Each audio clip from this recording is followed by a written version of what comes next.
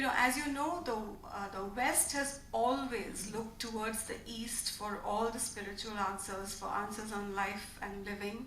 And somehow in the East, we seem to have reached some sort of rock bottom point where we are not looking inwards, but rather at the West for answers. So we have a very famous Dr. Krishna Kant Shukla. Some of you may have watched his programs on Doordarshan. And he is actually a physicist and an astronomer and a scientist by training. And he taught at the University of Buffalo, New York for a while, but has opted to come back and live in India, researching and documenting rural and other classical forms of music. And today he's from Banaras originally, and now he's come back to his roots. So he's basically straddled both the Western and the Indian universe very easily. So Dr. Shukla, can you share with us how this curriculum and how it, we are all Western, we've all been brought up in the Western way. So could you share with us how important this is, and what are the advantages and disadvantages?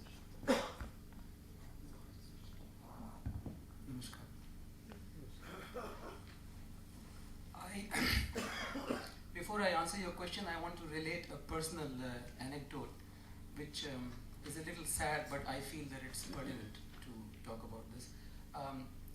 I had the good fortune of passing out of modern school, New Delhi, Barakhamba, which I was told in my time was considered the top school in India. And indeed, it was a very beautiful experience. I'm very grateful to my teachers and what I got from there.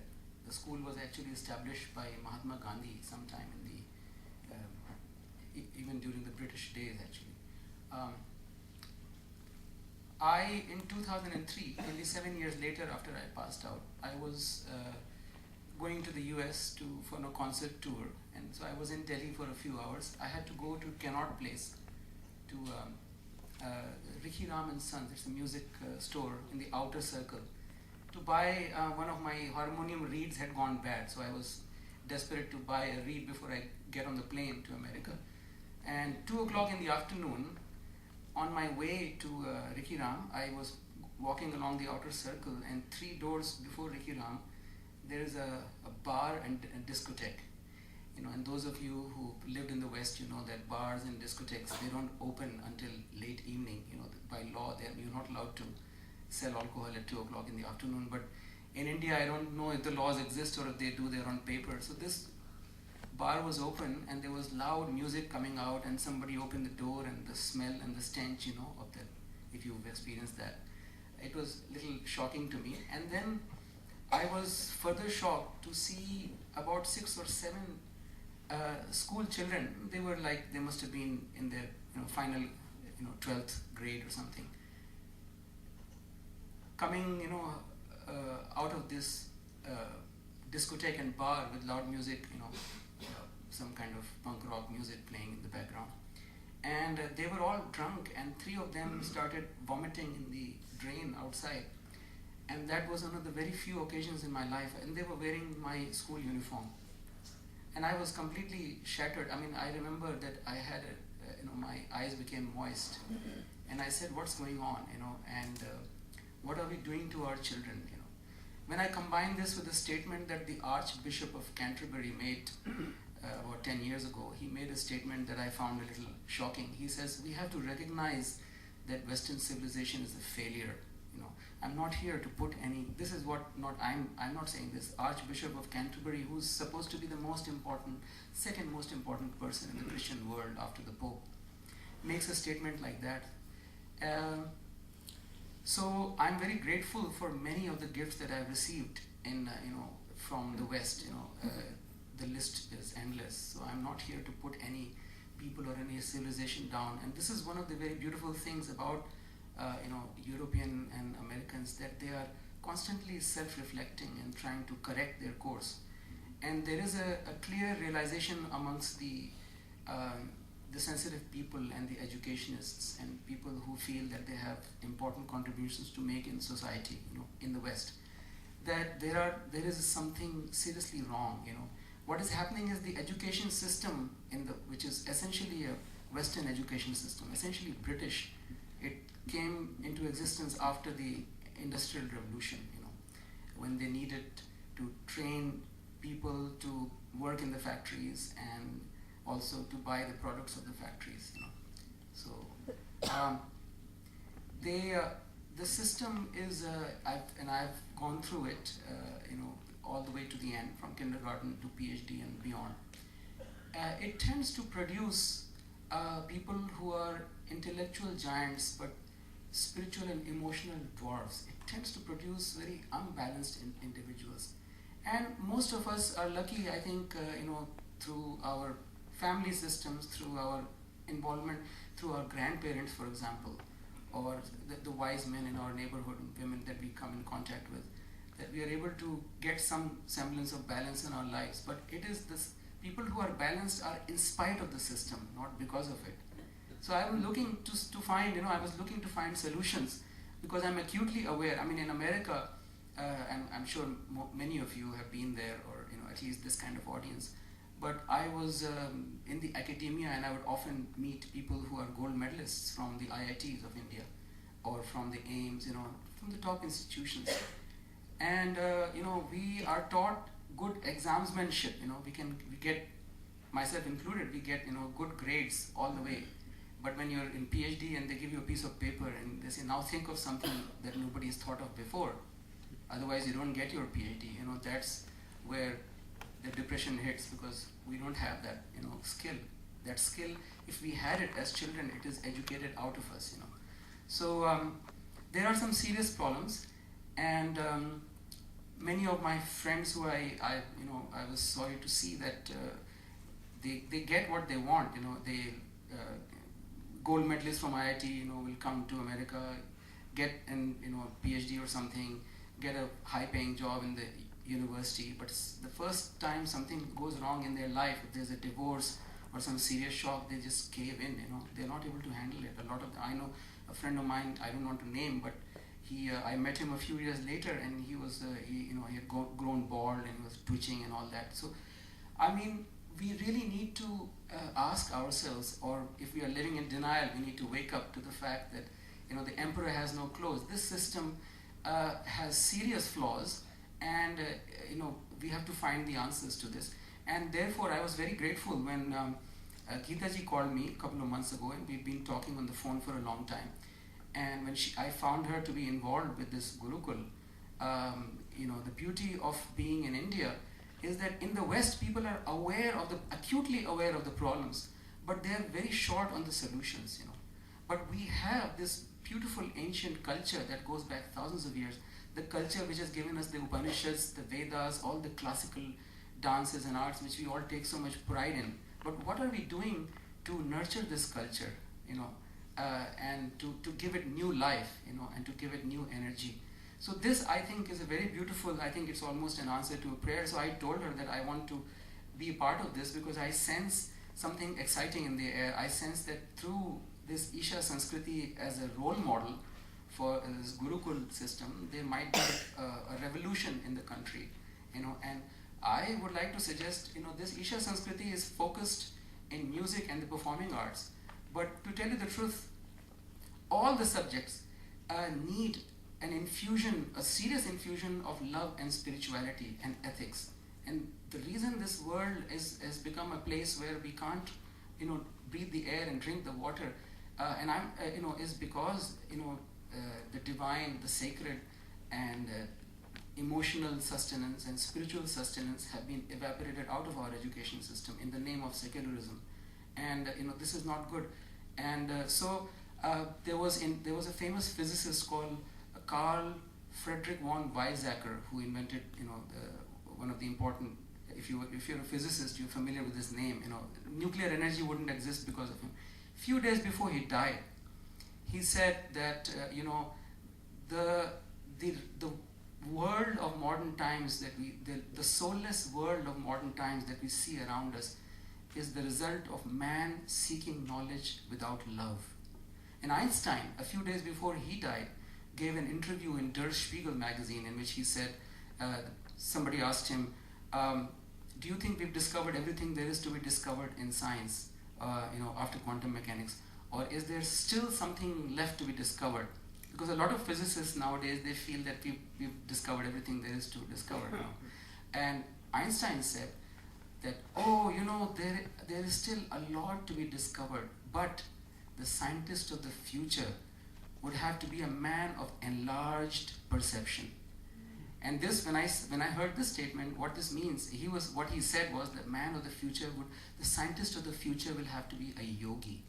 And because the essence of yoga is to enlarge our perception.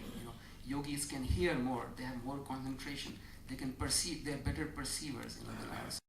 So this is my request to Geeta ji, that not only think about the performing arts and the musicians, but think about the physicists and the psychiatrists and the engineers. I'm working for a world where engineers and sociologists and psychotherapists and doctors and lawyers and accountants will hug a tree, will like to sit under a tree, or will go waist deep into a river and bow down to the sun, or when they get up in the morning they will touch the earth.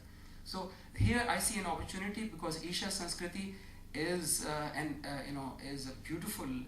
It's not an experiment. Actually, it's a going back to this British education system that we have is actually the experiment, and it has gone awry. Okay, thank you. I'd like to. Just one little thing. I'd like to add one more thing to this, just because this is an important question. Yes, I would like to hear your viewpoint. Yes.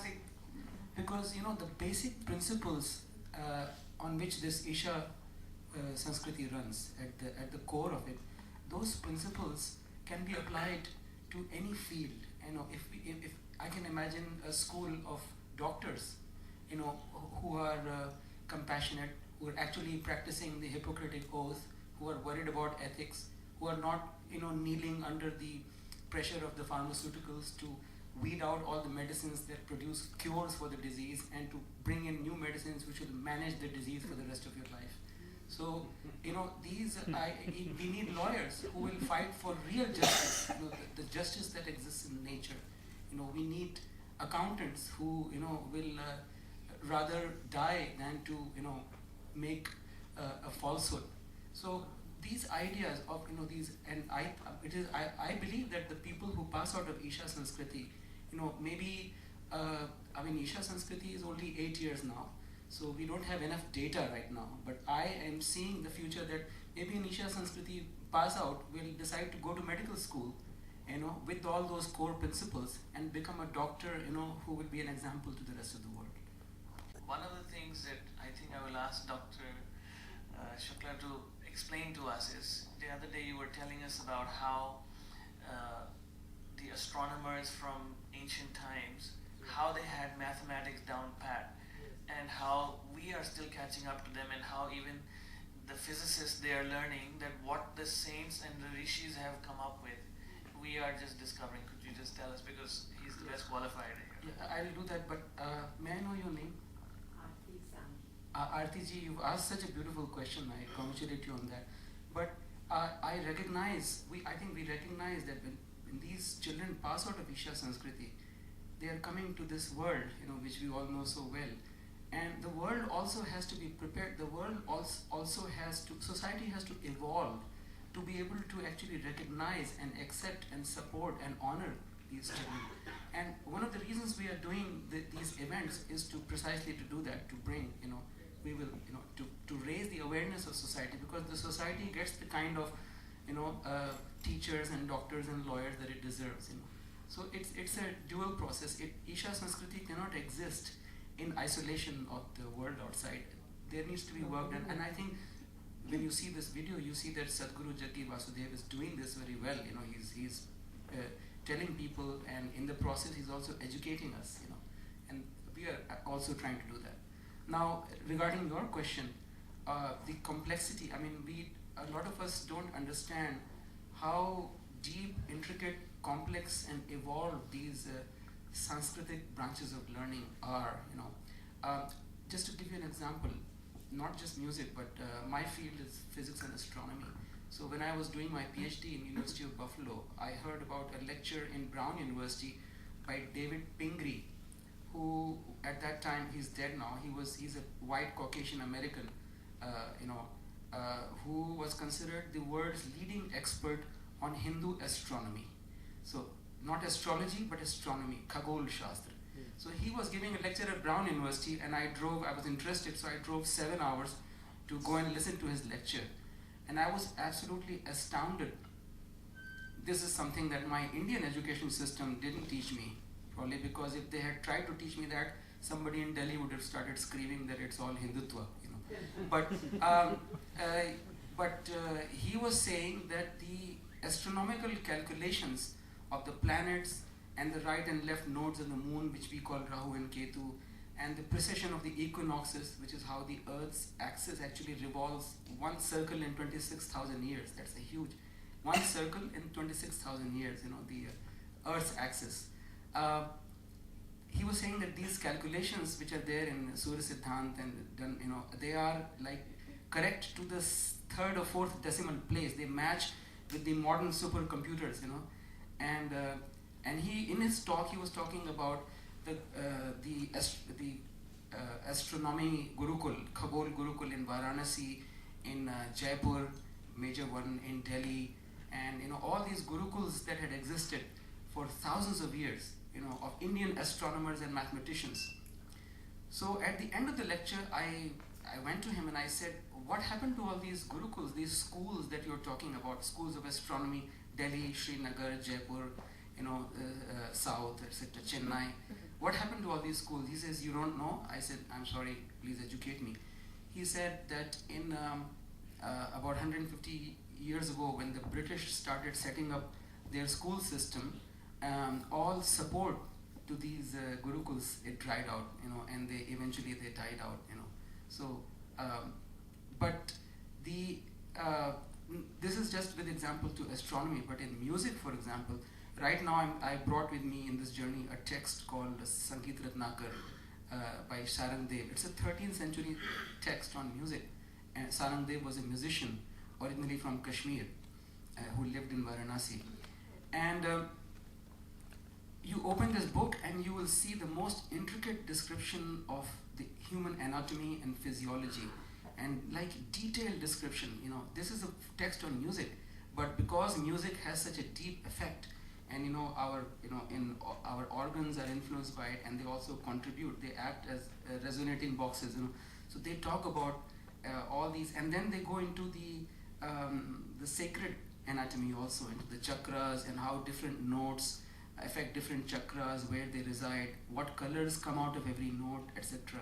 It is amazingly intricate, So, how old is the Sangeet Sangeet Ratnakar? Ratnakar is from the 13th century. Yes. So.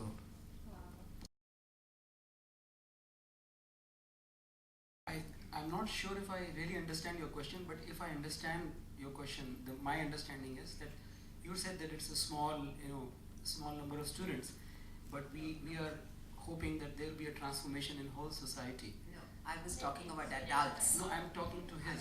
Take one question Yeah. at a time. So the answer to your question, these childhood comics that I used to read, science fiction comics, comes to mind. When they were the space aliens used to come to Earth, and they will climb down the ladder from the spaceship, and then the first people that they meet, they'll say, "Take me to your leader." They say, the message is that there's no point in talking to every single person. Just take me to your leader. I'll talk to them, and then the message will go to everybody. And so, yes, the number of students are small, but I see that these gurukuls, the Isha Sanskriti, and there's another gurukul that I know in Banaras for women. It's for girls. It's called Parini Kanya Vidyalaya. It's amazing, So they produce these leaders, and truth is very powerful. It's like people have a great capacity to hear the truth. So the message spreads. It's like we only needed one Vivekananda, to wake up a whole generation and to acquaint the entire Western world with the beauty of Vedanta. Just give you an example from this Gurukul in Panini Kanya Vidyalaya in Banaras, that Banaras Hindu University had an opening for a Sanskrit lecturer, and the head of the Department of Sanskrit in Banaras University, in women's college. The women's college had an opening for a woman Sanskrit teacher. She's a very honest and a lady of great integrity. So during the interview, one of the candidates for this Sanskrit position was a girl who had studied in this Gurukul, which is called Panini Kanya Vidyalaya. It is like a sister school a little bit to Isha Sanskriti. So when this candidate came for the interview, the head of the Department of Sanskrit told everybody that, look, I cannot ask this girl any question because I have this experience from before. The girls who pass out of this institute, this Gurukul, they know more than I do. They know more Sanskrit than I do. I cannot. So there is that beauty of having a deep. Vijay Bhai was telling me in Pune, he mentioned this, that the key of the Gurukul system is the loving, deep emotional bond and relationship that exists between the teacher and disciple. And of course, when you add that to the fact that they inculcate a love for nature, the classes exist in nature. So you are producing people who will एक ही बहुत है, 100 सोनार की, 1 लोहार की. So numbers, of course, we would like to see more and more, like all the schools to be in this style, but to begin with, just a few will be more than enough. See, in Calcutta, I met two parents, husband and wife, whose child is studying in Isha Sanskriti, and they told me something very interesting. The mother said that I was washing my dishes and I was distracted. I was talking to somebody, and I was not. And my child, this Isha Sanskriti child, who was about 7 years old, he came and he very gently said, mother, when you're washing dishes, wash dishes.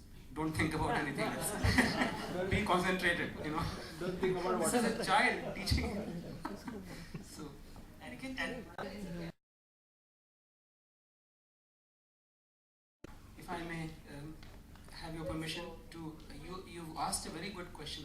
This question of social inequality, I mean, in a sense, the entire communist world was a beautiful experiment in humanity. The entire Soviet bloc and China, and have they been able to create? They have not been able to create a utopia, because what is missing is they have evaporated sacredness, spirituality, and God out of the equation, because religion is the opiate of the masses. But when you wake up, when you have a society where people are spiritually awake, even a little bit, because the essence, especially of the Upanishads and the Veda, is Tat Tvam Asi, to see your own sweet self, even in an ant or a fly. It is much more than humanism. It is, I call it neo-humanism, because it includes plants and animals. I lived in an ashram for 5 months in Uttar Kashi. One of the last living disciples of Swami Shivananda of Rishikesh is Swami Premananda. He's still alive.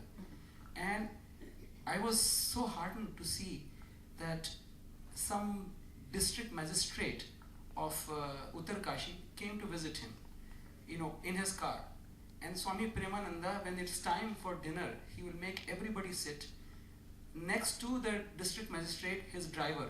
Everybody has to sit and eat on the floor. His driver, and they all, his security guard, all sat in one line, and I was so happy to see this. The only places, in fact, I was going to write an article about this. It's called Comrade Shiva. I don't think there's a better communist than Lord Shiva. If you see, the equality that exists in that family, you have, and even animals that are each other's enemies, they live in peace, and that is the real commune. That's what he intuited. Marx was not able to actually achieve it. But you have the vehicle of Durga is the tiger, and his natural food is the bull. And who is the vehicle of Lord Shiva? And they are living in peace. And the vehicle of Kartikeya is the peacock, and his natural food is the snake. And he is coiled around the comrade Shiva. So social equality comes from being spiritually awake. That's what I'm saying. So basically,